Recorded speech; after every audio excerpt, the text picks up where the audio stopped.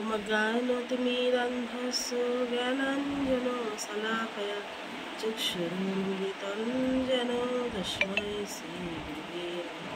नमोऽयं विष्णुपदाय विष्णुपृष्ठाय भूतले श्रीमते जयपताका स्वामिनिति नामिने। नमाचार्यपदाय निताय कृपापदायिने गौरपथा दामोदाय नगरग्रामकारिणे।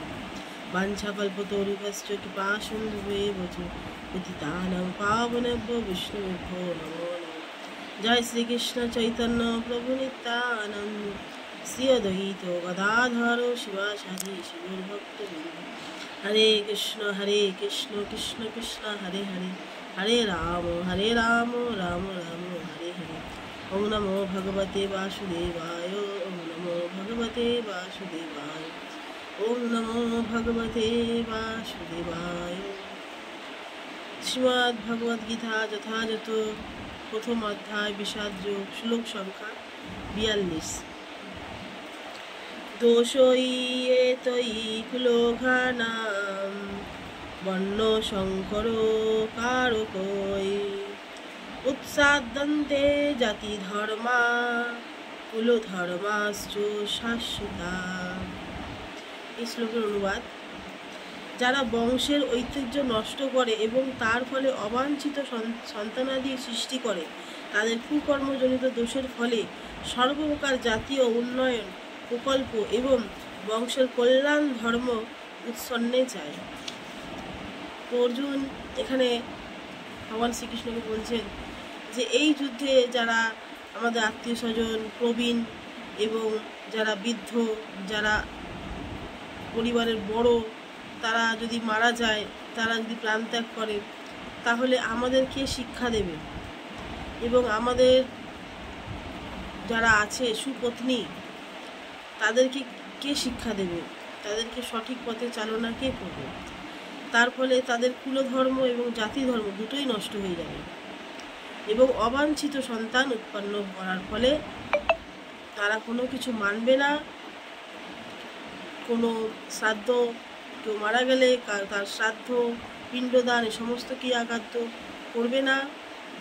এর ফলে কুলধর্মে যারা আছেন তারা প্রাণ ত্যাগ করার পরে নরকে পতিত হবে এবং জাতি ধর্ম সমস্ত কিছু নষ্ট হয়ে যাবে। অর্জুন এটাই বলছেন ভগবান শ্রীকৃষ্ণকে, কারণ খুব সুন্দরভাবে আমাদের শাস্ত্রে বর্ণনা করা হয়েছে যে আমাদের খুব সহজ পন্থা আছে, সেগুলো আমাদেরকে সঠিকভাবে পালন করতে হয়। যেমন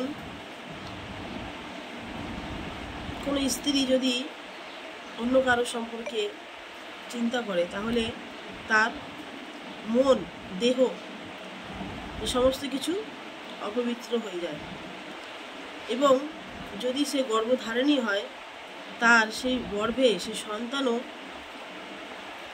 অপবিত্র হয়ে যাবে এবং তার মনোমানসিকতা অন্যরকম থাকবে। তাই তাদেরকে সঠিক শিক্ষা আমাদের গুরুজনদের থেকে আমরা পেতে পারি। আর সেই গুরুজন যদি না থাকেন, তাহলে আমাদের প্রতিনিধিদেরকে শিক্ষা দেবে। তার ফলে কি হবে? অবাঞ্ছিত সন্তান উৎপন্ন হবে। এখনকার দিনেই এখনও দেখা যায় যে এই শ্রাদ্ধ ক্রিয়াদি অনেকেই মানে না, অনেক ছেলেরাই করে না। তার এইটিই কারণ।